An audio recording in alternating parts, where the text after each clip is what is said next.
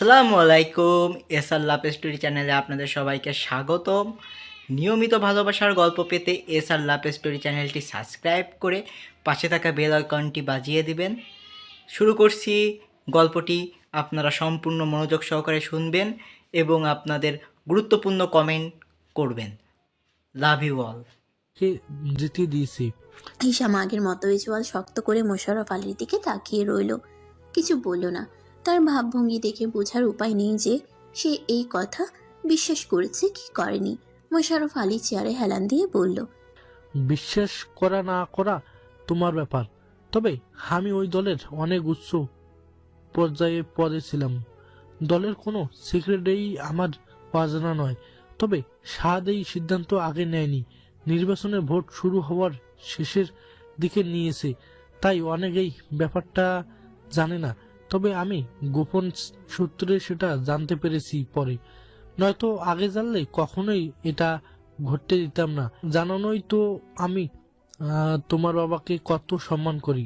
মোশাররফ আলী আর চোখে একবার হিসামকে পরখ করল। হিসামের মতি গতি তার বুঝে আসছে না। কথাগুলো হিসামের উপর প্রভাব ফেলেছে কিনা তাও বোঝা যাচ্ছে না। হিসাম বলল, এই নির্বাচনে আমি জিতব, আর বাবার মৃত্যুর প্রতিশোধও আমি নেব, এবং সেটা বৈধভাবে। কিন্তু সাদ থাকলে নির্বাচনে জিতবে কি করে? সে তোমার বাবাকে খুন করেছে। আরো যে নির্বাচনে জেতার জন্য আরো ভয়ঙ্কর কিছু করবে না, তার কি গ্যারান্টি? তাহলে আপনি কি করতে বলেন? মোশাররফ আলী নড়ে চড়ে বসল। তার মুখ হাসি হাসি। এতক্ষণে ব্যাটে বল লেগেছে। সে হিসামের দিকে চেয়ার টেনে এগিয়ে এসে বসলো, নিচু গলায় বলল, সাহাদকে জেলে পাঠানোর ব্যবস্থা করলে যেমন কেমন হয়? নির্বাচন শেষ হওয়ার পর্যন্ত সে জেলে থাকলো। সাহাদ জেলে গেলে তাদের দলের ভাবমূর্তি নষ্ট হবে, দলের লোকেদের মনোবলও কমে যাবে। এই সুযোগে তুমি ছক্কা মারবে, শুধু লাভই লাভ হবে তোমার। হিসাম বিস্ময় চোখে তাকালো মোশাররফ আলীর দিকে। এই লোক যেমন কুটবুদ্ধি আটতে পারে তা তার জানা ছিল না। মোশাররফ আলী তাড়া দিল, ভেবেচিন্তে বলো, এখনই কাজ শুরু করে দেই, দেরি করে কি লাভ? হিসাম কিছুক্ষণ চোখ বন্ধ করে বসে রইল। দেখেই বোঝা যাচ্ছে সে সিদ্ধান্তহীনতায় ভুগছে। কিছুক্ষণ পর চোখ খুলে বলল, কাজ শুরু করুন, তবে আমার দলের কোনো ছেলে যেন এই ঘটনায় জড়িত না থাকে। দুপুরের খাওয়া শেষ করে শাহাদ চেয়ারে গায়ে নিয়ে দিয়ে চোখ বন্ধ করে রইল। আসন্ন নির্বাচনের কাজের চাপে পার্টি অফিসেই তাকে খাওয়া দাওয়া করতে হচ্ছে। চাইলেও বাড়ি যেতে পারছে না, কারণ সে চলে গেলে অন্যরাও কাজে ঢিল দিবে। তাই তাকে থাকতে হচ্ছে সমস্ত ব্যাপারে। এভাবেই বসে থেকে চোখটা লেগে এসেছিল। হঠাৎ শোরগোল শুনে চোখ খুলল সে। কি হচ্ছে তা বুঝতে চেষ্টা করলো। এক ঝটকায় সে সোজা হয়ে বসলো চেয়ারে। তারপর চেয়ার ছেড়ে উঠে দোতলায় যে ঘরে বসেছিল সে তার বারান্দায় গেল। পার্টি অফিসের সামনে ছেলেরা লাঠিসোঁটা নিয়ে জমায়েত হয়েছে। অফিসের বাইরে গেটের ওপাশে অনেকগুলো বাইক। বাইকের কিছু ছেলে দেশীয় অস্ত্র আর লাঠি নিয়ে ভেতরে ঢোকার চেষ্টা করছে। ছেলেরা গেট লাগিয়ে ওদের প্রতিহত করার চেষ্টা করছে। সদ্য ঘুম ভেঙে উঠে আসা শাহাদের মেজাজ টকবক করে উঠল। পার্টি অফিসে হামলা করার সাহস কোথায় পেল এরা? তমালকে দেখতে পেয়ে শাহাদ চিৎকার করে বলল, তমাল ওদের আটকে রাখ, ভেতরে যেন না আসে। তমাল মাথা নাড়ল, কিন্তু বাইরে থাকা ছেলেগুলো ক্রমাগত গেটে আঘাত করতে লাগলো। কয়েকটা ছেলে দেয়াল টপকে ভেতরে ঢুকে গেল। ঢুকেই লাঠি হাতে দলের ছেলেদেরকে পিটাতে লাগলো। এই সুযোগে গেট খুলে অন্য ছেলেগুলো ঢুকে পড়লো। লেগে গেল মারামারি। মুহূর্তেই পার্টি অফিসের সামনের খালি জায়গাটা একটা হট্টগোলে পরিণত হলো। শাহাদ অবিশ্বাস্য চোখে তাকিয়ে রইল। এখন আর ওর বাবা এমপি নয়, তাই ওদের হামলা করার ব্যাপারেও তেমন কোনো জবাবদিহি করতে হবে না। নর্মাল ঝগড়াঝাটি বলে চালিয়ে দিবে। শাহাদ বেশ বুঝতে পারলো এরা সন্ত্রাসী গোষ্ঠীর লোক। বিরোধী দলই ওদেরকে পাঠিয়েছে। চোখের সামনে দলের ছেলেদেরকে এভাবে মার খেতে দেখে শাহাদের চোয়াল শক্ত হয়ে গেল। গত কয়েকদিন ভালো করে ঘুম না হওয়া শাহাদের রাগ সীমা অতিক্রম করলো। সে নিজের কুলোন্যাস আর ধরে রাখতে পারল না। হাত মুষ্টিবদ্ধ করে সে সিঁড়ি দিয়ে নিচে নেমে আসলো। সিঁড়ির পাশের ছোট ঘরটায় গিয়ে একটা হকি স্টিক নিয়ে বেরিয়ে এলো। আশেপাশে থাকা কয়েকটা ছেলেকে বলল। ছেলেগুলো ঘরটায় ঢুকে হকি স্টিক নিয়ে বের হয়ে শাহাদের পিছু পিছু রওনা দিল। শাহাদ হকি স্টিক ধরে রাখা হাতটার গোটানো পাঞ্জাবির হাতাটা আরেকটু গোটাতে গোটাতে বারান্দার দুটো সিঁড়ি টপকে মাটিতে নেমে আসলো। তার হাতে থাকা সিলভার কালার ঘড়িটাই রোদ পড়ে আলো প্রতিফলিত হলো। রোদের আলোয় শাহাদের শক্ত চোয়াল আরো দৃশ্যমান হলো কিছুটা। ক্রোধে উন্মত্ত শাহাদ নিজের চিরাচরিত ঠান্ডা মেজাজ হারিয়ে একটা ভুলের দিকে এগিয়ে গেল, যে ভুলটা সে গত 5 বছর আগে করেছিল, যে ভুলের কারণে সে খুনি তকমা পেয়েছিল। শাহাদ বারান্দা থেকে নেমে হাতের হকি স্টিক দিয়ে সামনে যাকিয়ে পেল, সজোরে আঘাত করলো। শাহাদকে দেখে অনেকেই মারামারি থামিয়ে তাকিয়ে রইল। তমাল আটকে উঠল শাহাদকে এসবের মাঝে দেখে। শাহাদ নামার পর মারামারি আরো বেশি করে হতে লাগলো। শাহাদ আঘাত করলেও কাউকে জখম করলো না। কয়েকজন এসে ওকে ঘিরে ধরলো। একটা ছেলে এই গন্ডগোলের মাঝে শাহাদের পিঠে লাঠি দিয়ে সজোরে আঘাত করলো। শাহাদ ঘুরে তাকাতে গেলে আরেকটা আঘাত এসে লাগলো শাহাদের কাঁধে। প্রচন্ড যন্ত্রণায় চোখ মুখ কুঁচকে গেল শাহাদের।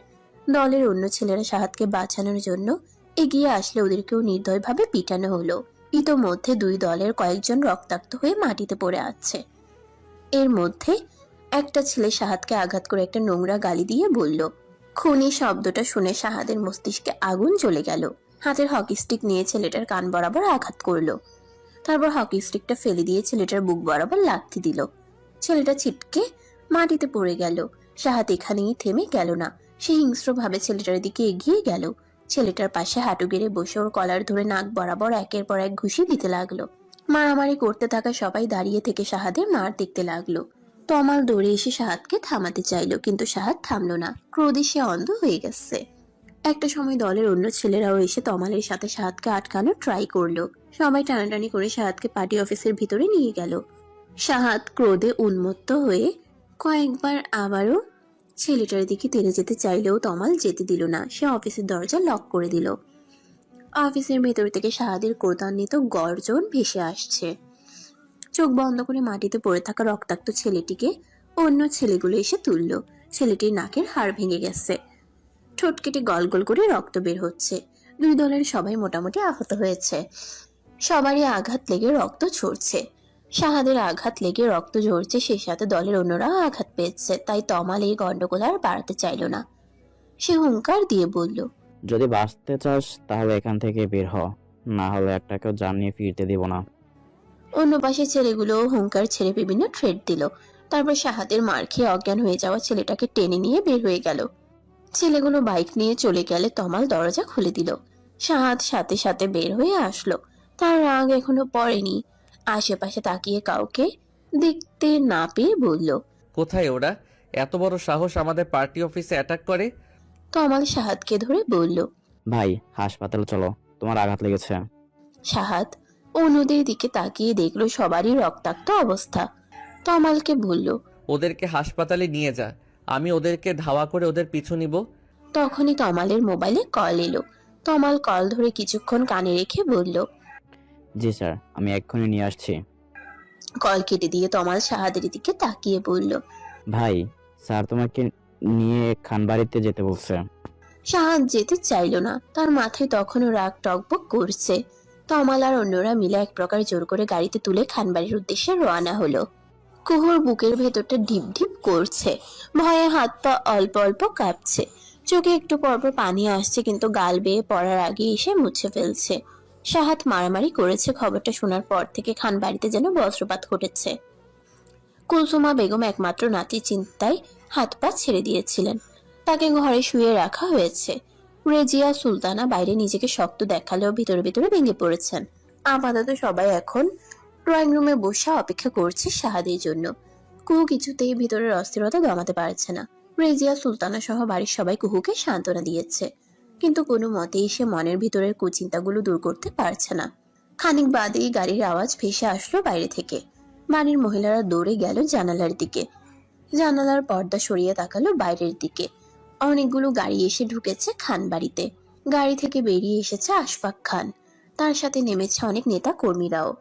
অন্য একটা গাড়ি থেকে লাঠি ভর দিয়ে নেমে আসলেন আব্দুল গাফফার খান। তিনিও আজ ছেলের সাথে নির্বাচনী এলাকা দেখতে গিয়েছিলেন। নেতৃবৃন্দ সবাইকে নিয়ে আশফাক খান আউট হাউসে ঢুকে গেলেন। বাকি কর্মীরা বাইরে এদিকে ওদিক ছড়িয়ে ছিটিয়ে রইল। জয়া বেগম উদ্বিগ্ন হয়ে বললেন, শাহাদ কোথায়? ও আসছে না কেন? রেজিয়া সুলতানাও উদ্বেগ নিয়ে বাইরে তাকিয়ে রইলেন। একটু পরেই একটা অ্যাম্বুলেন্স করে মেডিকেল টিম এসে থামলো ড্রাইভওয়েতে। মেডিকেল টিমকে আউট হাউসের ভিতরে নিয়ে যাওয়া হলো। একটু পর আহত ছেলেদের চিকিৎসা করার জন্য আউটহাউসের বাইরে বাগানে মেডিকেল ক্যাম্প স্থাপন করলো। এর কিছুক্ষণ পরে একটা প্রাইভেট কার আর দুটা মাইক্রোবাস এসে গেটের কাছে থামলো। কুহুর বুকের ভেতরটা ধক করে উঠল। শাহাদের গাড়িটাকে সে চিনতে পেরেছে। সে চাতক পাখির মতো শাহাদকে দেখার জন্য আকুল নয়নে তাকিয়ে রইল। রক্তাক্ত শাহাদকে গাড়ি থেকে নামতে দেখে কুহু ছোট্ট একটা চিৎকার দিয়ে মুখে হাত চেপে ধরল। জমে থাকা চোখের পানি গাল বেয়ে গড়িয়ে পড়ল। জয়া বেগম কুহুর কাছে গিয়ে কুহুকে ধরে সান্ত্বনা দিলেন। রেজিয়া সুলতানা ছেলের এমন অবস্থা সহ্য করতে পারলেন না। তিনি জানালার গ্রিল ধরে ঠুকরে কেঁদে উঠলেন। গাড়ি থেকে নেমে শাহাদ বড় বড় পা ফেলে সোজা আউটহাউসের ভিতরে চলে গেল। তার চোয়াল এখনো শক্ত হয়ে আছে, চোখে এখনো ক্রোধের আগুন জ্বলছে। আহত সবাইকে বাগানের মেডিকেল ক্যাম্পে নিয়ে গেল তমাল। সবাই কম বেশি অনেক রক্ত ঝরিয়েছে, তাই খুব দ্রুত ওদের চিকিৎসার প্রয়োজন। রেজিয়া সুলতানা নিজেকে শান্ত করে কুহুর দিকে তাকালেন। কুহু কান্না ভেজা চোখে আতঙ্ক নিয়ে বাইরের দিকে তাকিয়ে আছে। সাধারণ ঘরের মেয়েটা হয়তো এসব আগে কখনো দেখেনি। তিনি কুহুর মাথায় হাত বুলিয়ে বললেন, তুমি ঘরে যাও। শাহাদ নিশ্চয়ই ঘরে আসবে এখন, যাও মা। শাশুড়ির কথায় কুহু ঘরে এসে বারান্দায় দাঁড়ালো। এইখান থেকে আউট হাউস আর সামনের বাগানটা স্পষ্ট দেখা যায়। মেডিকেল ক্যাম্পে অনেকেই চিকিৎসা নিচ্ছে। কুহুর চোখ শাহাদকে খুঁজছে। শাহাদ আহত হয়েছে, তারপরেও সে ট্রিটমেন্ট কেন নিচ্ছে না? আউট হাউসের ভিতর থেকে নেতা কর্মীদের চিৎকারের আওয়াজ শোনা গেল। এই কিছুক্ষণ পরই শাহাদ বেরিয়ে আসলো। ডান দিকের কাঁধের পাঞ্জাবি রক্তে ভিজে আছে। তমাল এসে শাহাদকে ধরে ডাক্তারের কাছে নিতে চাইল, কিন্তু শাহাদ ঝটকা মেরে তমালের হাত ছাড়িয়ে নিল। সে ট্রিটমেন্ট করবে না। তমাল হাজারবার বলেও শাহাদকে মেডিকেল ক্যাম্পের দিকে নিতে পারল না। শাহাদ চোখ মুখ শক্ত করে বাড়ির দিকে রওনা হলো। বারান্দায় দাঁড়িয়ে থেকে কুহু সবটাই দেখলো। শাহাদ কি তাহলে এখন ঘরে আসবে? কুহু তাড়াতাড়ি ঘরের ভিতর চলে আসলো। আয়নায় একবার নিজেকে দেখলো। চেহারা মলিন হয়ে গেছে। তাড়াতাড়ি সে শাড়ির আঁচল দিয়ে চোখের পানি ভালো করে মুছে নিল। নিজের দুর্বল অবস্থা সে শাহাদকে দেখাতে চায় না। বেশ কিছুক্ষণ পর শাহাদ এসে দরজা খুলে ঢুকলো ঘরে। তার চেহারায় এখনো রাগের আভাস রয়েছে। দরজা খুলে কুহুর দিকে তাকিয়ে মুহূর্তেই তার চেহারার কাঠিন্য দূর হয়ে গেল। কুহুর সামনে নিজেকে এই অবস্থায় আবিষ্কার করে অপ্রস্তুত হয়ে গেল। কণ্ঠ যথাসম্ভব নরম করে বলল, আমি গোসলে যাচ্ছি, আমার টি শার্ট আর ট্রাউজারটা দাও। কুহু অস্থির হয়ে বলল, আপনার তো আঘাত লেগেছে, ট্রিটমেন্ট না করার অন্তত একটু স্যাভলন দিয়ে। ওসব লাগবে না। শাহাদ ওয়াশরুমে গিয়ে দরজা বন্ধ করে দিল। বাথটাবের উপর চোখ বন্ধ করে বসে রইল। কিছুক্ষণ পর কুহু এসে দরজায় নক করলো। দরজা খুলে শাহাদ যখন জামা কাপড় নেওয়ার জন্য হাত বাড়ালো, তখন কুহু জামা কাপড়ের সাথে ফার্স্ট এড বক্স হাতে ধরিয়ে দিল। শাহাদ কুহুর চোখের দিকে তাকিয়ে দেখলো তার চোখ ছলছল করছে। কিছুটা অভিমানও রয়েছে সেই চোখে, তাই সে আর না করতে পারলো না। ফার্স্ট এড বক্সটা নিয়ে দরজা লাগিয়ে দিল। আয়নার সামনে দাঁড়িয়ে একটানে রক্ত ভেজা পাঞ্জাবিটা খুলে ফেললো। কাঁধে অনেকটা জায়গা গভীরভাবে কেটে গেছে। যে লাঠি দিয়ে আঘাত করা হয়েছে সেখানে নিশ্চয়ই লোহা জাতীয় কিছু ছিল। শাহাদ স্যাবলনের শিশিটা ঢেলে দিল ক্ষতটার উপর। সারা শরীর জুড়ে একটা জ্বলুনির ঢেউ খেলে গেল। অস্পষ্ট আর্তনাদ বেরিয়ে এলো মুখ দিয়ে। কুহু যেন শুনতে না পারে, তাই পানির কল ছেড়ে দিল। দাঁতে দাঁত চেপে বাকি যন্ত্রণাটুকু সহ্য করে নিল। বড় বড় শ্বাস ফেলল। জিম করা হাতে শক্ত পেশিগুলোর যন্ত্রণার দরুন আরো ফুলে ফেপে উঠছে। পেশিগুলোতেও কয়েক জায়গায় আঁচড় হয়েছে। শাহাদ দুটো পেশিতেই স্যাবলন ঢাললো। তারপর গালে আর কপালে কিছু আঘাত আছে, ওইগুলোই তুলো দিয়ে ড্রেসিং করে নিল। তারপর লম্বা একটা শাওয়ার নিয়ে বের হয়ে আসলো। কুহু তখনও বাইরে দাঁড়িয়ে অপেক্ষা করছিল শাহাদের জন্য। শাহাদকে দেখে চিন্তিত চোখে তাকালো। শাহাদ টাওয়ালটা সোফার উপর রেখে বলল, খেতে দাও, খিদে পেয়েছে। কুহু তৎক্ষণাৎ ছুটে এলো রান্নাঘরে। রিজিয়া সুলতানাকে দেখতে পেল খাবার গরম করছে।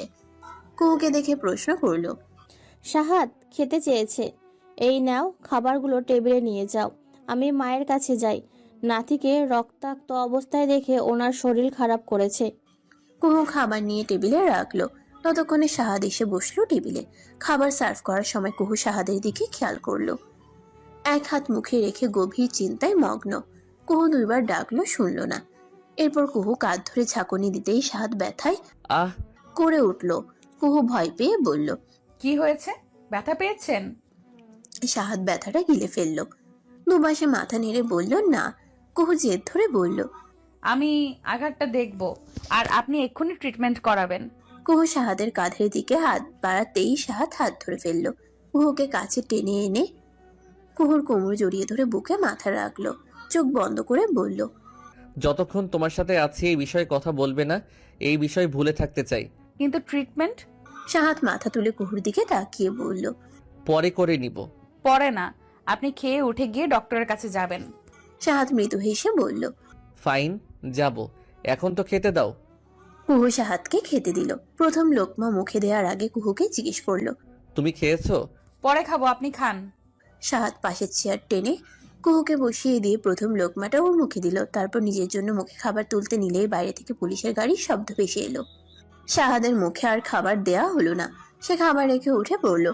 কুহু অস্থির হয়ে সাহাদের হাত খামচে ধরলো, বলল, খাবার ফেলে কোথায় যাচ্ছেন আপনি? তুমি ঘরে যাও, বাইরে আসবে না একদম। কুহু আবারও সাহাদের বাহু শক্ত করে ধরলো, ভার্ত কণ্ঠে জানতে চাইলো। পুলিশ কেন এসেছে বাড়িতে? কি করেছেন আপনি? সাহাদ কুহুর হাত ছাড়িয়ে শক্ত কণ্ঠে ধমকের সুরে বলল। যা বলেছি তাই করো, ঘরে যাও। কুহু আবারও শাহাদের বাহু খামচে ধরে আতঙ্ক নিয়ে শাহাদের দিকে তাকিয়ে রইল। শাহাদের বাহু ধরে রাখা তার হাত দুটো কাঁপছে। শাহাদ চোখ বন্ধ করে গভীর করে শ্বাস টানলো। নিজেকে সামলে নিয়ে কুহুর কপালে চুমু খেয়ে কুহুর দুগালে হাত রেখে ফিসফিস করে বলল, কিচ্ছু হবে না আমার। খান বাড়ির ছেলে আমি, আমার গায়ে কোনোদিন পুলিশের হাত লাগেনি। ঘরে যাও, বাইরে আসবে না, কেমন? শাহাদ হাত ধুয়ে দরজার দিকে গেল। দরজা খুলে বাইরে আসতেই পুলিশের দলটাকে দেখতে পেল। স্থানীয় থানার ইন্সপেক্টর এসেছে। আশফাক খান নেতা কর্মীদের নিয়ে আউট হাউস থেকে বেরিয়ে এসেছেন। আব্দুল গাফফার খান লাঠি হাতে পিছু পিছু আসছেন। শাহাদ এগিয়ে গেল। থানার ইন্সপেক্টর শাহাদের সামনে দাঁড়িয়ে বলল, you are under arrest mister Shahad. Attempt to মার্ডারের কেস হয়েছে আপনার বিরুদ্ধে। ততক্ষণে আশফাক খান তার দলবল নিয়ে চলে এসেছেন। নেতা গোছের একটা ছেলে গর্জে উঠল, ওই দারোগা, আপনি কি কানা? ভাইরের যে আগে এটা করা হয়েছে ওইটা দেখেন না? ওইটা সেলফ ডিফেন্স ছিল, অ্যাটেম্প টু মার্ডার না। আশফাক খান চিরচরিত গম্ভীর কণ্ঠে বললেন, অফিসার, আমার ছেলে কোনো কেসে কোনোদিন থানায় যায়নি। কোনো হাত করা আমার ছেলের হাতে পড়েনি, এবারও পড়বে না। তাই বুঝে শুনে কথা বলুন। ইন্সপেক্টর বিনয়ের সাথে বলল, সরি স্যার, এখানে আমাদের কিছু করার নেই। আপনার ছেলের নামে কেস করা হয়েছে, আমাদেরকে আমাদের ডিউটি করতে দিন। কথা শেষ করে ইন্সপেক্টর শাহাদকে হাতকড়া পরাতে আদেশ করলো একটা কনস্টেবলকে। প্রিয় নাতির হাতে পুলিশের হাতকড়া পরানো এই দৃশ্য গাফফার খান সহ্য করতে পারলেন না। তিনি মাথা ঘুরিয়ে পড়ে যেতে নিলে তাকে ধরে ফেললো কয়েকজন ছেলে। তার হাতের লাঠি মাটিতে পড়ে গেল। কুহু দরজার আড়াল থেকে দম বন্ধ করে বাইরের দিকে তাকিয়ে আছে। পুলিশের মুখোমুখি দাঁড়িয়ে আছে শাহাদ। তবে কি পুলিশ শাহাদকে ধরে নিয়ে যাবে? শাহাদকে নিয়ে জেলে ভরবে? কুহুর বুকের ভেতরটা কেঁপে উঠল। নিজের স্বামীকে হাতকড়া পরা অবস্থায় দেখে সহ্য করবে কিভাবে সে? শাহাদ শক্ত হয়ে দাঁড়িয়ে আছে। পিছন ফিরে না তাকিয়েও সে বুঝতে পারছে যে কুহু আড়াল থেকে সব দেখছে। স্ত্রী শোকের সামনে পুলিশ এসে ধরে নিয়ে যাচ্ছে, এসে লজ্জার কি থাকতে পারে একজন স্বামীর জন্য? কুহু কি আর কোনোদিন তাকে বিশ্বাস করবে? আর কোনোদিন সম্মানের চোখে দেখবে? শাহাদের আত্মবিশ্বাসের পাহাড় ধসে পড়ল। দাঁতে দাঁত চেপে নিজের আবেগকে নিয়ন্ত্রণ করল। ইন্সপেক্টর অ্যারেস্ট করার অর্ডার করতেই শাহাদের পায়ের নিচের মাটি কেঁপে উঠল। কনস্টেবলটাকে অ্যারেস্ট করার জন্য এগিয়ে আসতে দেখে কুহু দরজা ধরে বসে পড়ল। গাফফার খান টলে উঠলেন। তার হাত থেকে লাঠি পড়ে গেল। দলের কয়েকজন ছেলে তাড়াতাড়ি তাকে ধরল। শাহাদ তার কাছে যেতে চাইলে ইন্সপেক্টর আটকে দিয়ে বলল, নো মিস শাহাদাত, আপনি এখন কোথাও যেতে পারবেন না। আপনাকে আমার সাথে থানায় যেতে হবে। আশফাক খান তাড়াতাড়ি আব্দুল গাফফার খানকে আউট হাউসে পাঠিয়ে দিলেন। প্রিয় দাদাজানের এমন অবস্থা দেখে শাহাদের চোখ ভিজে উঠছে। আজ তার কাণ্ড জ্ঞানহীনতার জন্য খান পরিবারের এই অবস্থা। আশফাক খান রেগে গিয়ে গর্জন করে উঠলেন, ইন্সপেক্টর, এই মুহূর্তে আমার বাড়ি থেকে বের হয়ে যান। এসব নিয়ে আমার সাথে আপনার আলোচনা হবে। আমার ছেলেকে এসবে টানবেন না। সরি স্যার, আমার কাজ শেষে করেই যাব আমরা। এই মুহূর্তে ইন্সপেক্টরের ফোনে একটা কল আসলো। ফোন কানে ধরার কিছুক্ষণ পর তার চেহারা বদলে গেল। নিচু স্বরে তিনি বললেন। ওপাশ থেকে উত্তর শুনে ফোন কেটে দিল ইন্সপেক্টর। তারপর শাহাদের দিকে তাকিয়ে বলল, আপনি শিওর? তারপর আশফাক খানের দিকে তাকিয়ে বলল, you are lucky miss Shahadat. Inspector চলে গেল। শাহাদ বিস্ময় নিয়ে আশফাক খানের দিকে তাকালো। আশফাক খান গম্ভীর মুখে শাহাদের দিকে তাকিয়ে বললেন, আমার ছেলেকে আমি বেঁচে থাকতে জেলে যেতে দেব না। শাহাদ বুকে আটকে থাকা শ্বাসটা সন্তর্পণে বের করে দিল। কি ভেবে একবার পিছন ফিরে সদর দরজার দিকে তাকালো। কুহুকে এভাবে অসহায়ের মতো বসে থাকতে দেখে তার হৃদয়টা কেঁপে উঠল। কুহুকে স্বাভাবিক করার জন্য হাসলো সে, ইশারায় বোঝালো সব ঠিক আছে। তারপর আশফাক খানের পিছু পিছু আউট হাউসের দিকে চলল। সেখানে গাফফার খানের অবস্থা দেখা প্রয়োজন। শাশুড়িকে ঘরে রেখে রেজিয়া সুলতানা ড্রয়িং রুমে এসে কুহুকে সদর দরজায় মাথা টেকিয়ে বসে থাকতে দেখে অবাক হলেন। তিনি ছুটে এসে কুহুর কাছে বসে জিজ্ঞেস করলেন, কি হয়েছে কুহু? রেজিয়া সুলতানাকে দেখে কুহু মা, উচ্চারণ করে হু হু করে কেঁদে উঠল। রেজিয়া সুলতানের কোনো প্রশ্নের উত্তরই সে দিতে পারল না, কেবল কাঁদল। তমাল হাতে রিভলভারটা দিয়ে হানিফের মাথায় একটা গুঁতো দিল। তারপর সরিয়ে নিয়ে চেয়ার টেনে হানিফের সামনে বসলো। তার কপালে আর হাতে ব্যান্ডেজ। ফ্লোরে থুতু ফেলে বলল, থানায় গিয়ে আর একটা কেস করে আসবি, যেখানে তোর ভাইকে মারার আসামি হিসেবে আমার নাম দিবি, মনে থাকবে? হানিফ রক্ত লাল চোখে তমালের দিকে তাকিয়ে আছে। থানায় কেস করে আসার পথে তমাল তার দলবল নিয়ে হানিফকে তুলে নিচ্ছে। তমাল কোনো উত্তর না পেয়ে রিভলভার দিয়ে হানিফের মাথায় আরেকটা গুঁতো দিয়ে বলল, বল মনে থাকবে কিনা? হানিফ রাগে গজগজ করে বলল, তমাইলা, কাজটা ভালো করতেছস না। আমার ভাই হাসপাতালে, ওর কিছু হইলে ওই শাহাদাত খানরে ছাড়তাম না। তমাল রিভলভারটা কোমরে গুজে কাজ চলতে থাকা বিল্ডিংটা থেকে দলবল নিয়ে বের হয়ে আসলো। সবাই কম বেশি আহত, সবার শরীরেই ব্যান্ডেজ। তাও এই অবস্থায় তাদেরকে এসব করতে হয়েছে। আশফাক খানের নির্দেশেই সব করা হচ্ছে। উনি আগেই বুঝতে পেরেছিলেন যে এটা কোনো ষড়যন্ত্র, তাই তমালকে কয়েকটা ছেলে সমেত থানায় নজর রাখতে পাঠিয়ে দিয়েছিলেন। আর থানার ভেতর থেকে শাহাদের নামে কেস হওয়ার খবরটা দিয়েছিল এক কনস্টেবল। তাই ইন্সপেক্টর চলে যাওয়ার পর হানিফ বের হওয়ার সাথে সাথেই তাকে ধরে নিয়ে জোর করে কেস উইথড্র করানো হয়েছে। তমাল গাড়িতে উঠে বসে সিটে গায়ে দিয়ে দিল। ড্রাইভার ছেলেটাকে একটা চায়ের দোকানে গাড়ি থামাতে বলল, আর একটু পরেই হয়তো ওকে জেলে যেতে হবে, তাই আপাতত একটু চা নাস্তা করা যাক।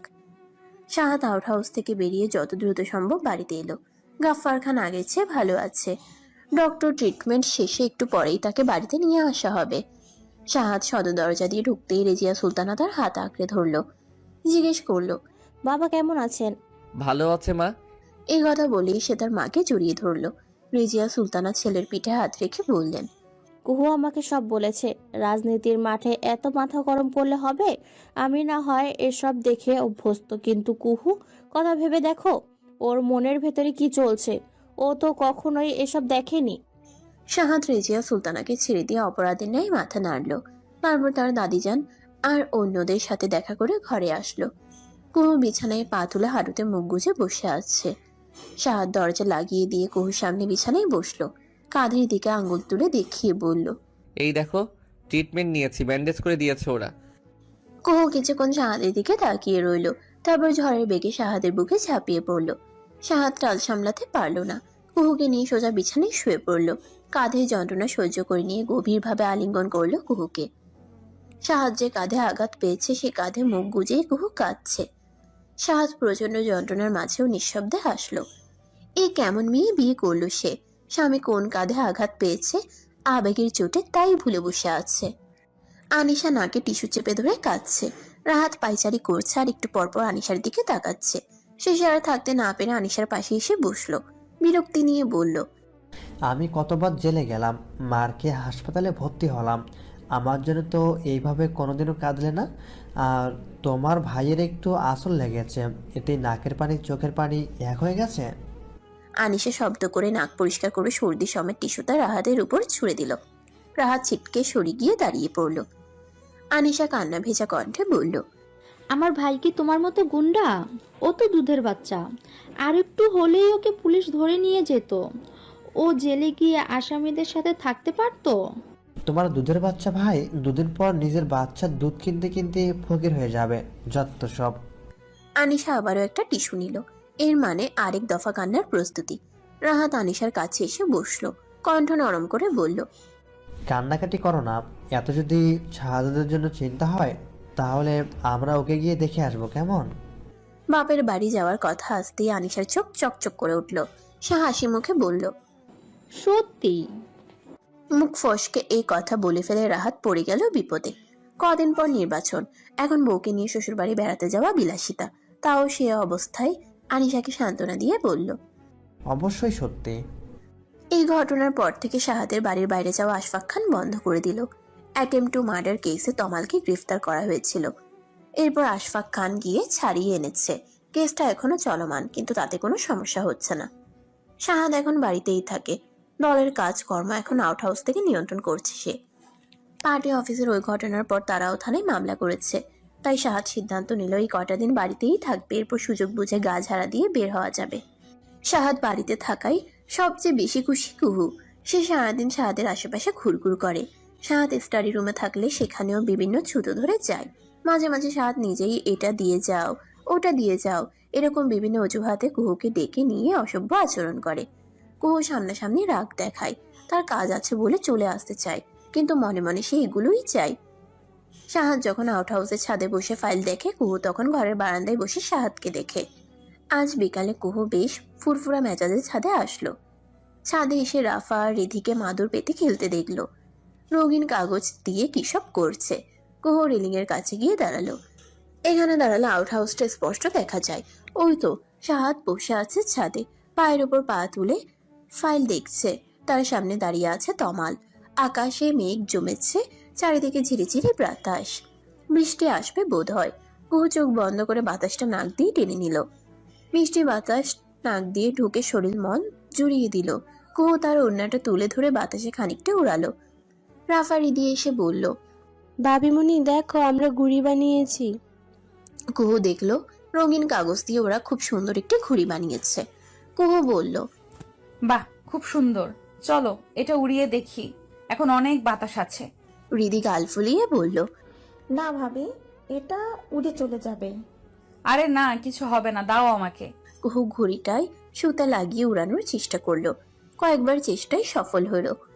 কুহু ঘুড়ি নিয়ে ছাদের এক প্রান্ত থেকে অন্য প্রান্তে দৌড়াতে লাগলো। রাফা আর রিদি দুজনেই খুশিতে লাফাতে লাগলো। কিন্তু সেই খুশি বেশিক্ষণ স্থায়ী হলো না। রেলিং এর কাছে আম গাছটাই ঘুড়ি আটকে গেল। রিদি মন খারাপ করে বলল, দেখেছো, আগেই বলেছিলাম ঘড়িটা নষ্ট হবে। কুহু বলল, আরে কিচ্ছু হবে না, এক্ষুনি নামিয়ে আনছি। কুহু সুতোয় ধরে আজকা টান দিল। ঘুড়িটা নেমে এসে আম গাছের মাঝ বরাবর আরেকটা ডালে আটকে গেল। আরেকবার টান দিতেই সুতা ছিঁড়ে চলে এলো। এবার তিনজনই একজন আরেকজনের মুখের দিকে হা করে তাকিয়ে রইল। হৃদি নীরবতা ভেঙে চিৎকার করে উঠল, আমার ঘুড়ি! কুহু তাড়াতাড়ি হৃদির মুখ চেপে ধরে বলল, আমি এনে দিচ্ছি। ঘুড়ি আনতে গিয়ে দেখলো রেলিং এর উপরে উঠা ছাড়া ঘুড়ি আনা অসম্ভব। রাফা অবস্থা দেখে বলল, আর কাউকে ডেকে আনি ভাবিমণি, ভাইয়াকে ডাকি।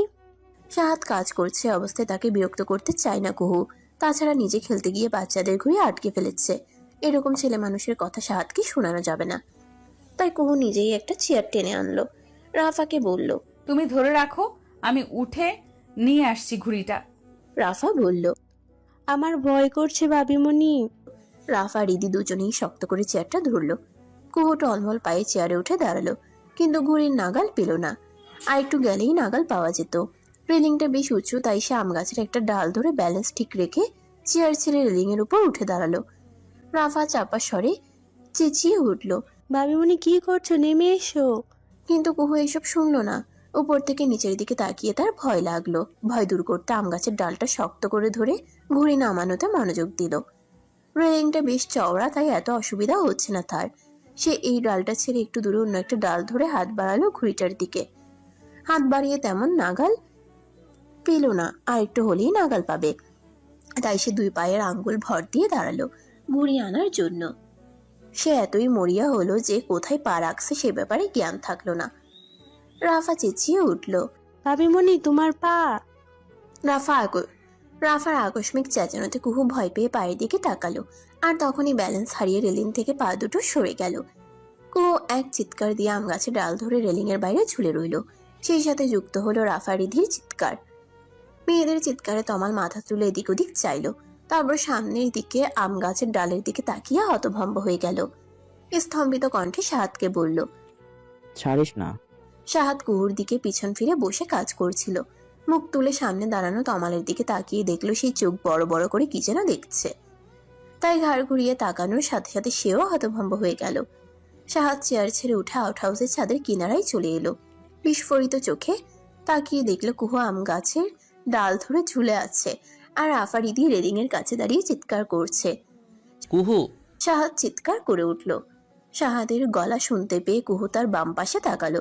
শাহাদ যে এখানে আছে এটা সে ভুলেই গিয়েছিল। শাহাদকে এভাবে বিস্ফোরিত চোখে তার দিকে তাকিয়ে থাকতে দেখে কুহু কিং কর্তব্য বিমূঢ় হয়ে এক চিৎকার দিয়ে আম গাছের ডাল ছেড়ে দিল। কুহুকে ডাল ছেড়ে নিচে পড়তে দেখে শাহাদ দ্বিতীয়বারের মতো চিৎকার করে উঠল। কুহু। বুকে 2 হাত বেঁধে স্থির হয়ে ঘরের মাঝখানে ঠাই দাঁড়িয়ে আছে শাহাদ। তার চোখের দৃষ্টি কুহুর দিকে। একবারের জন্য সে দৃষ্টি সরাচ্ছে না কুহুর থেকে। কুহু বিছানায় বসে আছে, তার সামনে একজন মহিলা ডাক্তার বসে তাকে চেক আপ করছে। ঘর ভর্তি বাড়ির লোক। এসবের মাঝেই কুহু চোরা চোখে শাহাদের দিকে একবার তাকালো। তাকিয়ে সাথে সাথে চোখ সরিয়ে নিল। শাহাদ শান্ত মুখে তাকিয়ে থাকলেও সে যে কুহুর উপর রেগে আছে তা সে নিশ্চিত। মনে মনে আল্লাহকে ডেকে বলল এবারের মতো যেন তাকে বাঁচিয়ে দেয়, আর জীবনেও সে এরকম দোষীপনা করবে না। তার জন্মের শিক্ষা হয়েছে, শুধু যে শিক্ষা হয়েছে তা না, একবারে লোকের সামনে তার মান সম্মান কেরোসিন হয়ে গেছে। নতুন বিয়ে করে আনা বাড়ির বউ আম গাছের ডাল ধরে ঝুলছে, এরপর ঠপাস করে নিচে পড়েছে। এর চেয়ে লজ্জার কিছু নেই। ডক্টর ভালো মতো সব পরীক্ষা করে বললেন। রেজিয়া সুলতানা কুহুর পাশে চিন্তিত হয়ে বসে আছেন। তিনি হাঁফ ছাড়লেন। আশফাক খান জিজ্ঞেস করলেন, মাথা কিংবা অন্য কোথাও আঘাত লেগেছে কিনা তার জন্য ফুল বডি চেক আপ করা উচিত। আব্দুল গাফফার সোফায় বসা অবস্থায় বললেন, আলহামদুলিল্লাহ, যাও গাছটা থাকায় বড় কোনো বিপদ হয়নি। তারপর তিনি চলে যাওয়ার জন্য উঠে দাঁড়ালেন। আশফাক খান তার সাথে একসাথে বের হয়ে গেলেন। ডক্টর সবকিছু বুঝিয়ে দিয়ে ব্যাগ নিয়ে উঠে দাঁড়ালেন। জয়া বেগম তাকে এগিয়ে দেওয়ার জন্য তার সাথে গেল। রেজিয়া সুলতানা কুহুর মাথায় হাত বুলিয়ে বললেন, এই কটা দিন একটু কষ্ট হবে, কিন্তু আস্তে আস্তে ভালো হয়ে যাবে। তবে সম্পূর্ণ বেড রেস্টে থাকতে হবে, আর ওষুধগুলো ঠিক মতো খেতে হবে। মালাকে পানি নিয়ে আসতে বললেন রেজিয়া সুলতানা। মালা টি টেবিল থেকে পানি এনে দিল। রেজিয়া সুলতানা কুহুকে ওষুধ খাইয়ে তারপর চলে গেলেন। যাওয়ার আগে শাহাদের কাছে গিয়ে বললেন, একদম বকাবকি করবি না, মেয়েটা ভয় পেয়ে গেছে। শাহাদ আগের মতোই কুহুর দিকে এক দৃষ্টিতে তাকিয়ে আছে। মায়ের কথায় হ্যাঁ না কিছুই বলল না। রেজিয়া সুলতানা চলে যাওয়ার পরও সেইভাবেই তাকিয়ে রইল কুহুর দিকে। কুহু ইতিউতি তাকালো, আমতা আমতা করে বলল, তেমন কিছু হয়নি, কয়েকদিনেই ভালো হয়ে যাবে। এইবার শাহাদ মুখ খুলল, বলল, তেমন কিছু যেহেতু হয়নি তাহলে যাও, আবার গাছ থেকে পড়ে গিয়ে তেমন কিছু ঘটিয়ে আসো। শাহাদের কণ্ঠ রুক্ষ শোনালো। কুহু আশ্চর্য হয়ে বলল, এটা কেমন কথা? শাহাদ লম্বা করে শ্বাস টানলো। দ্রুত গতিতে এসে কুহুর সামনে বসলো। উদ্বিগ্ন হয়ে প্রশ্ন করলো, তুমি কি আমাকে হার্ট অ্যাটাক করিয়ে মেরে ফেলতে চাও? ওমা, তা হবে কেন? তাই তো হচ্ছে। কখনো নিজে নিজে কিডন্যাপ হচ্ছ, এখন আবার আম গাছ থেকে নিচে পড়ছো, এরপর কি করবে?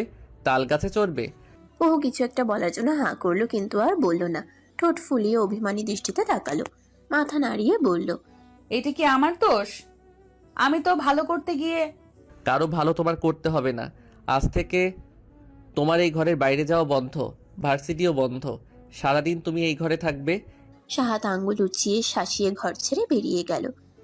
কুহু ভেঙচি কেটে বলল, এমনিতে মনে হয় যেন কত বের হতে পারবো আমি, এই জন্য এই কারো ভালো করতে নেই। হিসাম থমথমে মুখে পার্টি অফিসে তার ঘরে বসে আছে। টেবিলের উপর পাশে বসা নাইমুর আর মনসুর আলী। মনসুর আলীর পাশে হানিফ দাঁড়িয়ে আছে। নাইমুর পায়ের উপর পা তুলে আয়েশি ভঙ্গিতে বসে মনোযোগী হয়ে দাঁত দিয়ে নখ কাটছে। মনসুর আলী অস্বস্তি নিয়ে হিসামের সামনে বসে আছে। তাদের প্ল্যান সফল হয়নি। এখন এটার সবটা দায়ভার তাকে নিতে হবে, কারণ এটার মূল হোতা সে ছিল। হানিফ বিরক্ত হয়ে বলল, আমার টাকা পয়সা দিয়ে দেন, আমি চইলা যাই। হিসামকে কি করে মানানো যায় এটা নিয়ে মনসুর আলী গভীর চিন্তায় ডুবেছিল। হানিফের কথায় তার চিন্তায় ব্যাঘাত ঘটেছে। তিনি বিরক্ত হয়ে বললেন, কাজের কাজ তো কিছুই করতে পারিসনি, কোন মুখে টাকা চাস? হানিফ খেপে গিয়ে বলল, আপনাদের জন্য আমার ভাই মায়ের খাইয়া হাসপাতালে ভর্তি। আমি তো কেস করছিলাম, আপনারা আমার সিকিউরিটি দিতে পারেন নাই, ওইটা আপনাদের দায়। কেস তুইলা না নিলে ওরা আমারে গুলি করতো। আপনাকে লাইগে আমি জীবন দিব নাকি? মনসুর আলী ক্ষুব্ধ হয়ে বিশ্রী একটা গালি দিলেন হানিফকে। হানিফ নাইমুরের দিকে তাকিয়ে বলল, ভাই, আপনার কথায় এত বড় রিস্ক নিছিলাম। আমার ভাই মায়ের খাইয়া হাসপাতালে, এত কিছুর পর এই সবই কি আমার প্রাপ্য? নাইমুর থু দিয়ে মুখ থেকে কাটা নখটা ফেলে হিসামকে বলল, টাকা পয়সা যা চাচ্ছেন দিয়ে দেন। আপনার জন্য ওদের ক্ষতি হয়েছে। প্ল্যান সাকসেসফুল হয়নি কারণ আপনারা ভালোভাবে প্ল্যান করতে পারেননি। হিসাম তার বাম পাশে দাঁড়িয়ে থাকা সেক্রেটারিকে ইশারা করলো টাকা দিয়ে দেওয়ার জন্য। সেক্রেটারি হানিফকে টাকার একটা বান্ডিল দিল। হানিফ টাকার বান্ডিলটা নিয়ে বলল, এইটাতে হইতো না, আরো একটা দেন। শাহাদ খান আমার ভাইরে অনেক মারছে। হিসাম আরেকবার ইশারা করলো। সেক্রেটারি আরেক বান্ডিল টাকা দিয়ে হানিফকে বিদায় করলো। মনসুর আলী দাঁত কেলিয়ে হেসে বলল, আমরা আবারও চেষ্টা করব, এই নির্বাচন তুমিই জিতবা। হিসাম রাগে কিরমিরিয়ে উঠল, বলল, চুপ করুন, আপনার আর কোনো পরামর্শ আমি নেব না। নাইমুর বলল, আমি আগেই বলছিলাম এইখানে বেটাকে একবারেই মেরে ফেলি, আপনি মানেননি। হিসাম চোয়াল শক্ত করে বলল, সেটা তুমি চেষ্টা করেছিলে কিন্তু পারোনি। একজনের ওপর কতবার গুলি চালানো হয়, আমি তো সন্দেহের তালিকায় পড়ে যাব। নাইমুর টেবিলে এক হাত রেখে ঝুঁকে এলো হিসামের দিকে, বলল, আমার কাজ হচ্ছে মানুষ মারা, রাজনৈতিক প্ল্যান করা আমার কাজ না। তাও যদি ভরসা করে তবে একটা প্ল্যান দিচ্ছি। শাহাদের বাপকে সরিয়ে দিন। শাহাদের বাপ না থাকলে দলের বিশৃঙ্খলা হবে, দল নির্বাচনে দাঁড়াতে পারবে না, কারণ শাহাদাতকে কেউ দল থেকে মনোনয়ন দিবে না।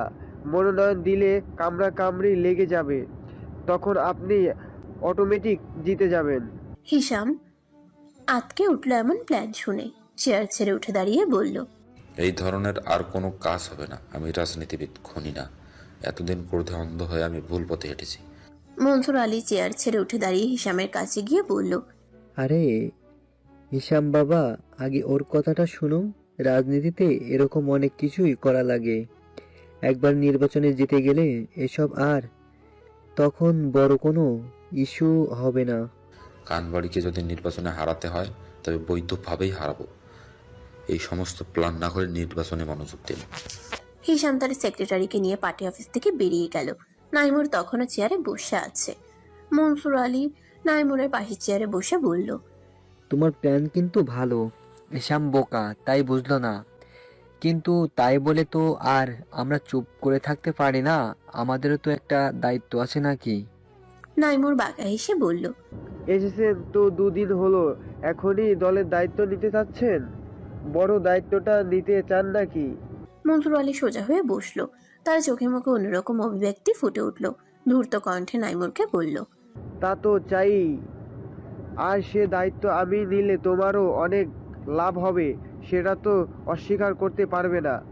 নাইমুর হেসে মাথা দুলালো, বলল, লাভ তো আপনারই বেশি হবে, আপনি ক্ষমতার চেয়ারে বসবেন।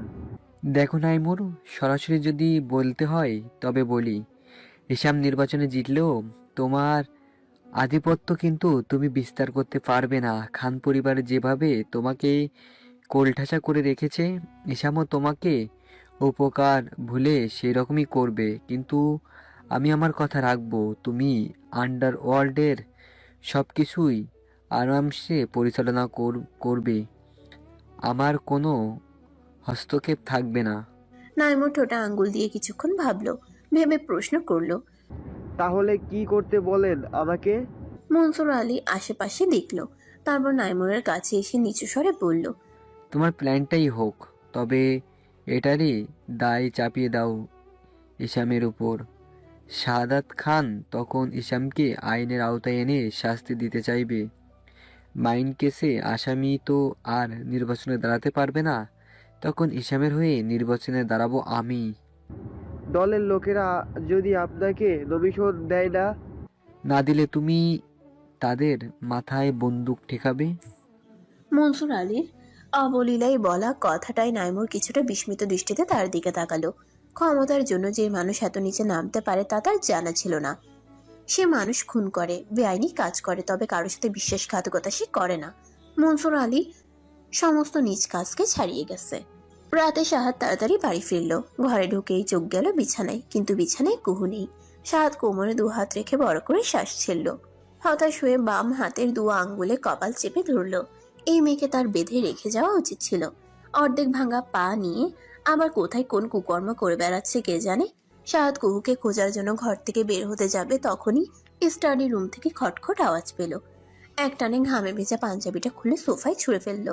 তারপর স্টাডি রুমে দরজা খুলে দেখলো কুহু ব্যান্ডেজ করা পাটা উপরে তুলে আরেক পা দিয়ে কুতকুত খেলার মতো লাফিয়ে লাফিয়ে এদিক থেকে ওদিক গিয়ে বইয়ের তাকগুলো দেখছে। শাহাদ হতাশ হয়ে বলল, এসব করার জন্য রেখে গিয়েছিলাম। কুহু আচমকা কথা শুনে ভয় পেয়ে তাকালো। দেখলো খালি গায়ে শাহাদ দাঁড়িয়ে আছে, তার ফোলা ফোলা পেশিতে বিন্দু বিন্দু ঘাম, গলা থেকে ঘাম বুক বেয়ে গড়িয়ে পড়ছে। শাহাদকে এভাবে দেখে কুহুর পেটে প্রজাপতি ডিগবাজি খেলো। ফিসফিস করে বলল, ও গড সেভ মি হার্ট। শাহাদ জিজ্ঞাসা চোখে তাকিয়ে প্রশ্ন করলো। কি বললে?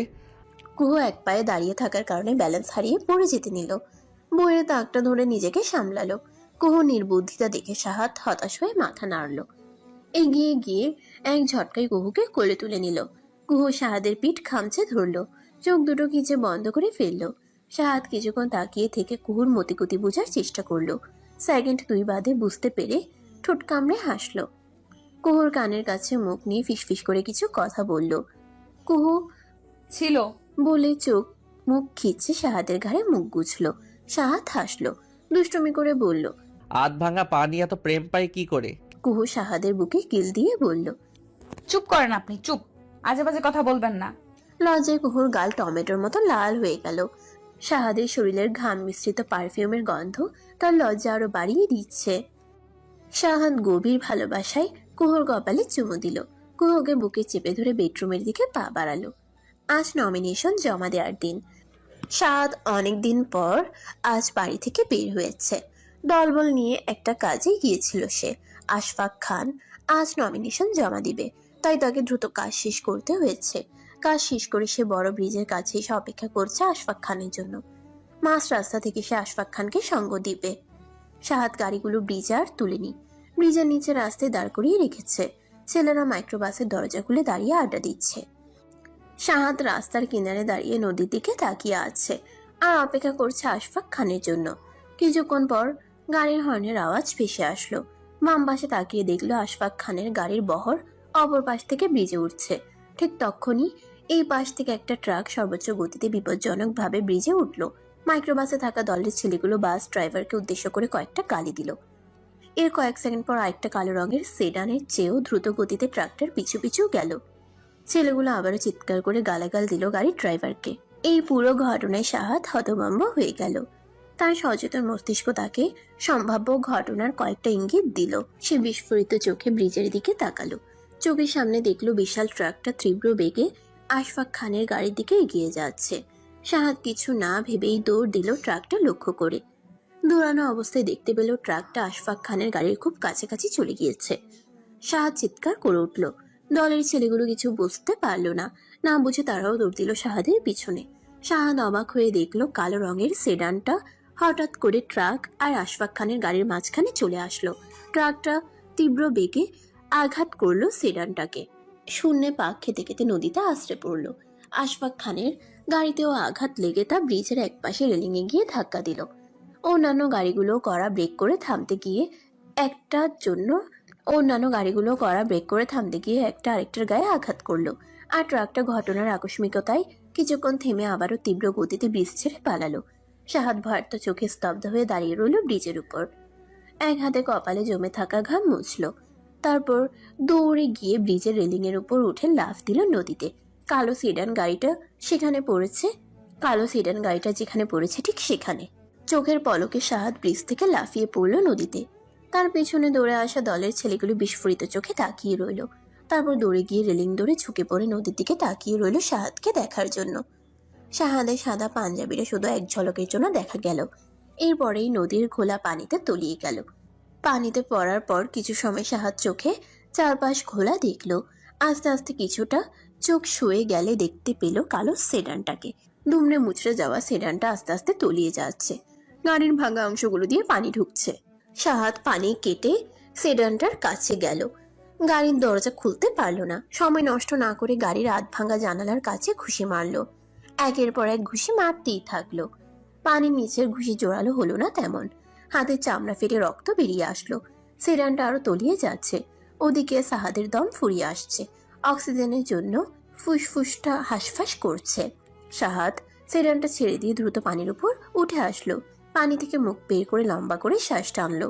ব্রিজের উপর থাকা ছেলেগুলোকে লক্ষ্য করে বলল, তারপর আবারও ডুব দিল পানিতে। দ্রুত পানি কেটে আবারও উপস্থিত হলো সিডানটার কাছে। ততক্ষণে সিডানটা নদীর তলদেশে মাটিতে গিয়ে ঠেকেছে। শাহাদ শরীরে সমস্ত শক্তি দিয়ে একের পর এক ঘুষি দিল জানালায়। গাড়ির কাছের ফাটল লক্ষ্য করে সে দু পা একসাথে করে কিক দিল গাড়ির কাছে। গাড়ির কাঁচ ফেটে গেল। ভাঙা কাঁচ দিয়ে প্রবল বেগে পানি ঢুকতে লাগলো ভিতরে। আর দু একটা লাথি দিতেই কাঁচটা পুরোটা খুলে গেল। তৎক্ষণাৎ পুরো সিডানটা পানি দিয়ে পূর্ণ হয়ে গিয়েছে। জানালায় হাত ঢুকিয়ে গাড়ির দরজা আনলক করে ড্রাইভিং সিটে বসা হিসামকে একটানে গাড়ি থেকে বের করলো। এরপর তাকে ধরে টেনে নিয়ে চললো পানির উপরে। শাহাদ যখন হিসামকে নিয়ে পানির উপরে ভাসলো তখন দলের ছেলেরাও পানিতে নেমে পড়েছে। শাহাদ আর হিসামকে দেখে তারা দুজনকে এসে ধরে নদীর পাড়ে নিয়ে গেল। শাহাদ কতক্ষণ কাশলো। পানি বের হলো মুখ দিয়ে। বড় বড় দম ফলে সে অস্থির হয়ে নদীর পাড়ে মাটিতে শুয়ে রাখা হিসামের কাছে আসলো। হিসামের রক্তে মাটি লাল হয়ে গেছে। হিসামের মাথায় গুরুতর আঘাত লেগেছে। সিট বেল্ট বাঁধা না থাকায় গাড়ির উইন্ড শিল্ডের সাথে আঘাত লেগে বড় এক কাচের টুকরো ঢুকে গেছে তার মাথায়। শাহাদের চোখে পানি এসে জমলো। রাগে দুঃখে চিৎকার করে উঠল। হিসামের কাজ ঝাঁকিয়ে চিৎকার করে বলল, কেন করতে গেলে এমন? কেন আমাকে কেন জানালে না? শাহাদ ক্রোধে গর্জন করতে করতে মাটিতে আঘাত করতে লাগলো। দলের ছেলেগুলো এসে তাকে ধরে থামালো। শাহাদ ঝটকা মেরে হাত সরিয়ে নিল। তারপর হিসামকে এক টানে কাঁধে তুলে তার গাড়ি উদ্দেশ্য করে ছুটে চলল। শাহাদের পিঠের ভেজা পাঞ্জাবি বেয়ে হিসামের তাজা রক্ত গড়িয়ে পড়ল। শাহাদ হিসামকে নিয়ে তার গাড়িতে রেখে এবার ব্রিজের দিকে তাকালো। আশফাক খান আহত হয়েছেন। তার কপালে রুমাল চেপে ধরে আছে একজন গার্ড। শাহাদকে দেখে তিনি হাত বাড়ালেন, কিন্তু শাহাদ তার কাছে গেল না। দলের কয়েকটা ছেলে তার বাবার কাছে পাঠিয়ে দিয়ে সে গাড়িতে চড়ে বসলো। গাড়ি ঘুরিয়ে নিল হাসপাতালের দিকে। অ্যাম্বুলেন্সের জন্য অপেক্ষা করলে হিসাব বাঁচবে না। দলের বাকি ছেলেগুলো গাড়ি নিয়ে শাহাদের গাড়ির আগে আগে চললো রাস্তা ক্লিয়ার করার জন্য, যাতে রাস্তায় শাহাদ কোনো জ্যাম না পায়। মঞ্জুরা বেগম তসবিহ হাতে ড্রয়িং রুমের সোফায় বসে আছেন। তৃপ্তি রিশামকে খাওয়াচ্ছে। এমন সময় হাসিব নেশাগ্রস্তদের মতো টলতে টলতে সদর দরজা দিয়ে ঢুকলো। মঞ্জুরা বেগম অবাক হয়ে প্রশ্ন করলো, কি হয়েছে?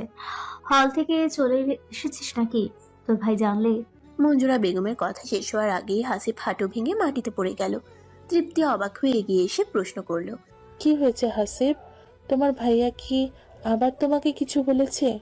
হাসিব তার অশ্রুসিক্ত লাল চোখ দিয়ে তৃপ্তির দিকে তাকালো। এক ফোঁটা পানি গড়িয়ে পড়লো চোখ থেকে। নিষ্প্রাণ গলায় বলল। তৃপ্তির মনটা কেমন জানি করে উঠল। শরীর যেন কাটা দিয়ে উঠল। মঞ্জুরা বেগমও সোফা থেকে উঠে দাঁড়ালেন। ছোট ছেলের কথায় বিভিন্ন কুচিন্তা এসেছে তার মনে।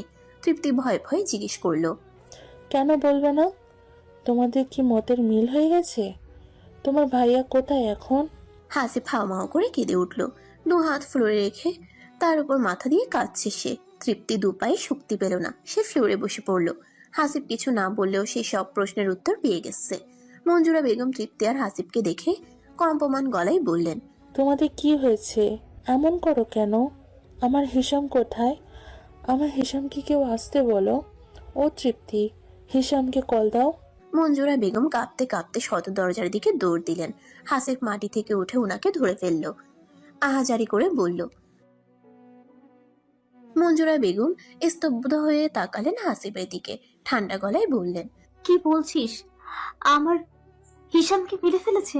আমার 7 রাজার ধনকে মেরে ফেলেছে? মঞ্জুরা বেগম টলতে টলতে তৃপ্তির কাছে গিয়ে বসলেন। তৃপ্তির কাজ ঝাঁকিয়ে বলল, ও তৃপ্তি, শুনছো কি বললো? আমার হিসামকে নাকি মেরে ফেলেছে। তৃপ্তি মঞ্জুরা বেগমের দিকে তাকিয়ে রইল কিছুক্ষণ। তারপর মঞ্জুরা বেগমকে জড়িয়ে ধরে গলা ছেড়ে কাঁদতে লাগলো। মঞ্জুরা বেগম বিলাপ করে বললেন, তোমরা কাঁদছো কেন? আমার আমার হিসামের কিছু হয়নি তো? আমার হিসাম আমার ছেলে।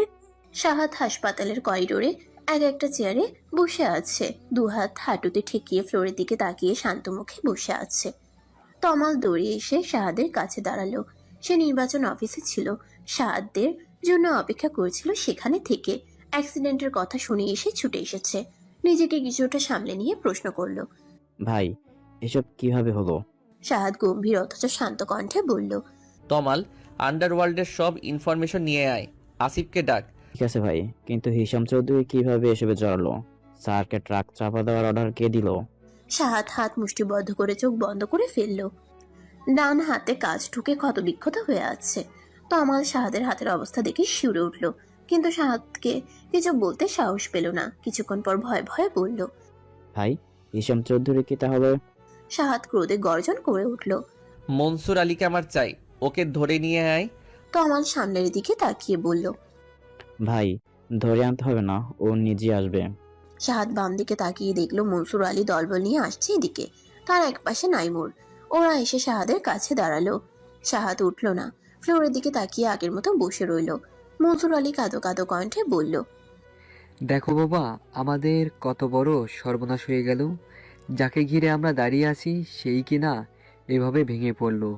কি আমাদের এত বড় সর্বনাশ করলো? মনসুর আলী পকেট থেকে রুমাল বের করে চোখ মুছলেন। দুঃখ নিয়ে শ্বাস ফেলে বললেন, শুনলাম ওখানে নাকি তোমার বাবাও ছিল। ঘটনা ঠিক বুঝলাম না। ট্রাকটা শুধু ইসামকে ধাক্কা দিল কেন? বেচারা তো তুমিও সারা কোনো শত্রু নেই, তবে কি? শাহাদ উঠে দাঁড়ালো। মনসুর আলীর চোখে চোখ রেখে মনসুর আলীর দিকে এগিয়ে আসলো। চোয়াল শক্ত করে বলল, আমি ভালো মানুষই দেখাই বলে কি আমাকে ভালো মানুষ ভেবেছেন? আমি রাজনৈতিক পরিবারের ছেলে। ভালো মানুষই আর শয়তানি দুটোই আমার রক্তে আছে। মনসুর আলী আমতা আমতা করে নাইমুরের দিকে তাকালো। নাইমুরের তেমন কিছু যায় আসলো না। সে হাসি হাসি মুখে শাহাদের দিকে তাকিয়ে আছে। নাইমুরের কাছে কোনরূপ সাহায্য না পেয়ে মনসুর আলী শাহাদের দিকে তাকিয়ে বলল, ভালো ঘরের ছেলে তো ভালোই হবে। আমার বিশ্বাস তুমি এই কাঁচা কাজ করনি। বাবার মতো ছেলেকেও তো আর মেরে ফেলতে পারো না। এক ভুল কি দুইবার করবে নাকি তুমি? শাহাদের চোখে রক্ত জমে গেল এমন কথা শুনে। মনসুর আলীর মুখে ঘুষি মারার জন্য হাত মুষ্টিবদ্ধ করলো। তখনই আশফাক খানের গলা শোনা গেল, শাহাদ। শাহাদ ফিরে তাকালো তার বাবার দিকে। সে একটু আগেই তার বাবাকে ট্রিটমেন্ট করা অবস্থায় দেখে এসেছে। তার হাতে আর কপালে ব্যান্ডেজ, গলার সাথে বেল্ট দিয়ে হাত ঝুলিয়ে রাখা হয়েছে। সাথে গার্ডগুলোরও সবার হাত মুখে ব্যান্ডেজ। আশফাক খান এগিয়ে আসলেন।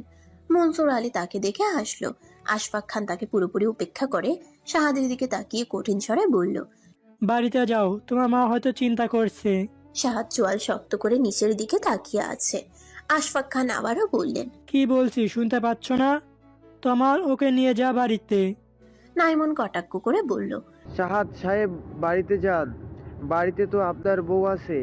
এসব রিক্সের কাজ করার আগে বউয়ের কথা তো চিন্তা করবেন নাকি? অল্প বয়সে বেচারিকে স্বামীর সোহাগ থেকে বঞ্চিত করছেন। শাহাদ রক্তচক্ষু নিয়ে তাকালো নাইমুরের দিকে। নাইমুর বিনিময়ে মধুর হাসি দিল। আশফাক খান করিডোর কাঁপিয়ে ধমকে উঠে বললেন, এই ছেলে, তোমার এত বড় সাহস আমার বাড়ি বউকে নিয়ে কথা বলো? নাইমুর আশাহত হয়ে বলল, আরো স্যার, আমি তো ভালোর জন্যই বললাম। শাহাদ তার বাবার দিকে তাকালো। আশফাক খানও তাকালো ছেলের চোখের দিকে। ছেলের চোখের দৃষ্টির অর্থ হচ্ছে আশফাক খান যদি অনুমতি দেয় তবে সে এখানেই এই ছেলেকে পুঁতে ফেলবে। আশফাক খান হাসপাতালে ঝামেলা চাইলেন না। তিনি যত দ্রুত সম্ভব শাহাদকে এখান থেকে বের করে দিতে চান। তিনি তমালের দিকে তাকিয়ে বললেন, নিয়ে যাও ওকে। তমাল অনুরোধ করলো শাহাদকে এখান থেকে চলে আসার জন্য। শাহাদ রক্তচক্ষু নিয়ে একবার নাইমুরের দিকে তাকালো, তারপর চলে আসলো করিডোর ছেড়ে। খানবাড়িতে অলরেডি অ্যাক্সিডেন্টের খবর পৌঁছে গিয়েছিল, কিন্তু কুহু এসব বিষয়ে কিছুই জানতো না। ফ্র্যাকচার হওয়া পা নিয়ে তাকে সারাক্ষণ ঘরেই থাকতে হতো। বাড়িতে যখন অ্যাক্সিডেন্টের খবর এলো তখন কেউই কুহুকে কিছু জানালো না। রিজিয়া সুলতানা তৎক্ষণাৎ হাসপাতালের উদ্দেশ্যে রওনা হলেন। কুলসুমা বেগম অসুস্থ হয়ে পড়লেন অ্যাক্সিডেন্টের কথা শুনে। জয়া বেগম তার সাথে রয়ে গেল। তারা কেউই কুহুকে এ ব্যাপারে কিছুই জানালো না। শাহাদ যখন দরজা খুলে ঘরে ঢুকলো তখন কুহু বিছানায় বসে আইসক্রিম খাচ্ছে আর টিভি দেখছে। আচমকা শাহাদকে ঘরে ঢুকতে দেখে চমকে গেল। শাহাদ এক নজর কুহুর দিকে তাকিয়ে বড় বড় পা ফেলে স্টাডি রুমের দরজা খুলে সেখানে ঢুকে গেল। কুহু পুরো ব্যাপারটায় হা হয়ে গেল। শাহাদের পাঞ্জাবিতে কি রক্ত দেখলো সে, নাকি এটা চোখের ভুল? পরক্ষণেই স্টাডি রুম থেকে পুরুষালী গলার চিৎকার ভেসে আসলো, সাথে কাঁচ ভাঙার শব্দ। কুহু বড় বড় চোখ করে তাকালো স্টাডি রুমের দরজার দিকে। তার বুকের ভেতরে ভয় এসে দানা বাঁধলো। বিছানা থেকে নেমে পা টেনে টেনে স্টাডি রুমের দরজা খুলে ঘরে প্রবেশ করলো। দেখলো শাহাদ তার বিশাল টেবিলের উপর থেকে সবকিছু ছুঁড়ে ফেলে দিয়েছে। তার পিছনটা রক্ত ভেজা। কুহু আঁতকে উঠল। উত্তেজিত শাহাদের চোখে পানি দেখতে পেল। শাহাদ এক লাথি দিয়ে ভারী কাঠের টেবিলটাকে দূরে সরিয়ে দিল। কুহু তার ফ্র্যাকচার হওয়া পা নিয়ে কোনো মতে ছুটে গিয়ে সাহাদকে জড়িয়ে ধরলো।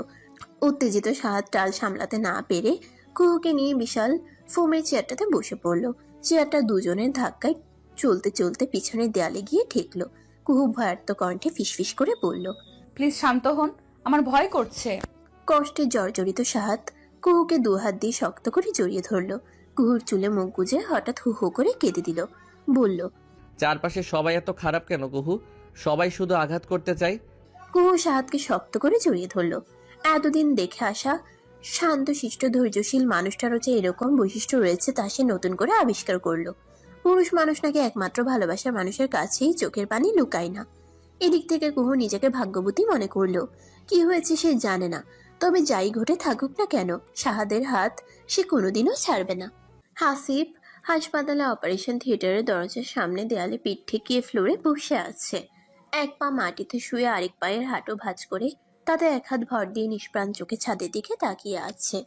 চোখ থেকে এখনো পানি পড়ছে। মনে পড়ছে হিসামের সাথে কাটানো মুহূর্তগুলো। বাবা মারা যাওয়ার পর হিসামই ছিল তার একমাত্র অভিভাবক, কিন্তু আস্তে আস্তে দুজনের মাঝে কেমন জানি একটা দূরত্ব চলে এলো। তাকে জোর করে হলে পাঠানোটাই সেই দূরত্ব সৃষ্টির মূল কারণ। হাসিবের ঘুর কাটলো তৃপ্তির ফোপানোর শব্দে। একটা চেয়ারে পা তুলে হাঁটুতে মুখ গুজে তৃপ্তি কাঁদছে। মঞ্জুরা বেগম অসুস্থ হয়ে অন্য ওয়ার্ডে ভর্তি। ছেলের মৃত্যু সংবাদ তিনি সহ্য করতে পারেননি। তারপর যখন শুনলেন হিসাম এখনো বেঁচে আছে, এরপর তার শরীরের অবস্থা কিছুটা ভালো আছে। হাসপাতালের এই ওয়ার্ডটা পুরোটা নেতা কর্মী দিয়ে ভর্তি। সবাই অপারেশন থিয়েটার থেকে দূরে করিডোরে ভিড় জমিয়েছে।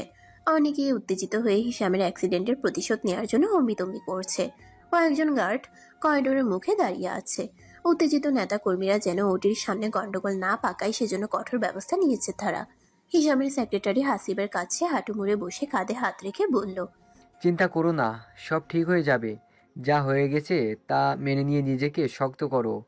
তুমি শক্ত না হলে তোমার মা ভাবির ওরা যে আর টিকতে পারবে না। হাসিব মুখ ঢেকে ঢুকরে কেঁদে উঠল। হাত সরিয়ে সেক্রেটারির দিকে তাকিয়ে বলল, কেমন করে শান্ত হব আমি? আমার যে কলিজা সিরিজ আসছে। সেক্রেটারি চশমা খুলে চোখের পানি মুছলেন। হাসিবকে বললেন। সেক্রেটারি চলে গেল। হাসিব দেয়ালে মাথা ঠেকিয়ে নীরবে চোখের পানি ফেলতে লাগলো। তখন মনসুর আলী আর নাইমুর আসলো। মনসুর আলী দুঃখী কণ্ঠে তৃপ্তির দিকে তাকিয়ে বলল, আহারে, ফুলের মতো মেয়েটা কি হাল হয়েছে। চিন্তা করো না মা, ইসামের কিছু হতে দিব না আমরা। মনসুর আলীর কথা শুনে হাসিব রেগে গিয়ে উঠে দাঁড়ালো। ক্ষিপ্ত হয়ে মনসুর আলীর পাঞ্জাবির কলার ধরে বলল, আপনি আমাকে ভুল খবর কেন দিয়েছিলেন? আমার ভাই বেঁচে আছে এখনো, অথচ আপনি বলছেন সে মারা গেছে। এই খবর শুনে আর একটু হলেই তো আমার মা হার্ট অ্যাটাক করতো। মনসুর আলী ক্ষুব্ধ চোখে তাকালেন হাসিবের দিকে। বাম পাশে করিডোরের দিকে তাকালেন। সেখানে সব নেতাকর্মীরা তাদের দিকে তাকিয়ে আছে। নেতাকর্মীদের সামনে একটা বাচ্চা ছেলের হাতে এত বড় অপমান মনসুর আলী মানতে পারলেন না। তিনি হাসিবের উপর চরম প্রতিশোধ নেবেন বলে ঠিক করলেন, কিন্তু এখনই তা প্রকাশ করলেন না। আবারও চোখে মুখে দুঃখী ভাব ফুটিয়ে বললেন, আমি তোমাকে ভুল খবর দেইনি বাবা, আমি নিজেই তো এমন সংবাদ শুনে ট্র্যাশকি করার পর্যায়ে চলে গেছিলাম। তারপর এখানে এসে দেখলাম ইসাম বাবা বেঁচে আছে। হাসিব কলার ছেড়ে দিয়ে আবারও দরজার কাছে গিয়ে দাঁড়ালো। মনসুর আলী আর নাইমুর চোখ চাওয়াচাওয়ি করলো। দুজনেই এখান থেকে চলে এসে ফাঁকা জায়গায় দাঁড়ালো। দুজনেই সিগারেট ধরালো। নাইমুর নাক দিয়ে ধোঁয়া ছেড়ে বলল। মনসুর আলী ভ্রুকুচকে বলল। নাইমুর কপাল চুলকে আবারও সিগারেটে টান দিল। বলল, এখন কি করবেন? প্ল্যান তো একটাই, ঠিক হলো না? প্ল্যান ঠিকঠাক না হয়ে সাপে বর হয়েছে। হিসামকে জেলে দিতে চেয়েছিলাম, এখন সে দুনিয়া থেকে বিদায় নিতে যাচ্ছে। যদি না মরলেও তুমি মেরে দিবে। এই পর্যন্ত এসে আর পিছিয়ে যাওয়ার উপায় নেই। হিসাম ওখানে গাড়ি নিয়ে গিয়েছিল, তার মানে সে নিশ্চয়ই কিছু জেনেছে। বেঁচে থাকলে আমাদের 12টা বাজাবে। কিন্তু নির্বাচনে কি করবেন? খান পরিবার নির্বাচনে থাকলে আপনারা জিতা অসম্ভব। হিসাম চৌধুরী থাকলেও জিতা সম্ভব না ছিল। আপনাকে ভোট দেওয়া তো দূরের কথা, ভোট চাইতে গেলে মানুষ দৌড়ানি দিবে। শেষের কথাটা বলার সময় নাইমুর খেক করে হাসির শব্দ তুলল। মনসুর আলী অপমানিত হয়ে গরম চোখে তাকালেন। সিগারেট ছুঁড়ে ফেলে বললেন, ভোট না দিলে তুমি চুরি করবা। তোমাকে দলে নিয়েছে কি করতে? ভোট চুরি করার ব্যবস্থা করো, যত টাকা লাগে দিব। মনসুর আলী চলে গেলেন। নাইমুর বাঁকা চোখে মনসুর আলী যাওয়ার দিকে তাকিয়ে তাকে উদ্দেশ্য করে কুৎসিত একটা গালি দিয়ে বলল, বেইমানের বাচ্চা, আমার স্বার্থ না থাকলে তোর জান বের করে নিতাম। সন্ধ্যায় শাহাদ কুহুকে নিয়ে হাসপাতালে আসলো। আশফাক খানের আঘাত তেমন গুরুতর না, তারপরও তাকে ফুল বডি চেক আপ করা হবে এবং কয়েক ঘন্টা মনিটরিংয়ে রাখা হয়েছে। রেজিয়া সুলতানা তো আগেই চলে এসেছিল এবং জয়া বেগম শাশুড়িকে নিয়ে হাসপাতালে আসলো। কুলসুমা বেগম ছেলের ব্যান্ডেজ থেকে হাওমাও করে কেঁদে উঠলেন। আব্দুল গাফফার বেডের পাশে চেয়ারে বসে থেকে বললেন, কেঁদো না, অল্পের জন্য রক্ষা পেয়েছে ছেলেটা। কান্নাকাটি করে ওর মানসিক অবস্থা দুর্বল করে দিও না। কুলসুমা বেগম ছেলের পাশে বসে শাড়ির আঁচল দিয়ে চোখ মুছে বললেন, এই বয়সে এত কিছু সহ্য করা যায় না। এত বিপদ আপদ থেকে কবে যে মুক্তি মিলবে। শাহাদ এগিয়ে এসে কুলসুমা বেগমকে ধরে সান্ত্বনা দিল, বলল, চিন্তা করো না দাদি যান, সব ঠিক হয়ে যাবে। শাহাদ কুহুকে নিয়ে হিসামকে যে ওয়ার্ডে রাখা হয়েছে সেখানে আসলো। পুরো করিডোর জুড়ে নেতা কর্মীরা ছড়িয়ে ছিটিয়ে আছে। সবাই শাহাদের দিকে বাঁকা চোখে তাকিয়ে আছে, কারো কারো চোখে ক্ষোভ। শাহাদ কুহুকে নিয়ে সবাইকে এড়িয়ে হিসামের কেবিনের কাছাকাছি এলো।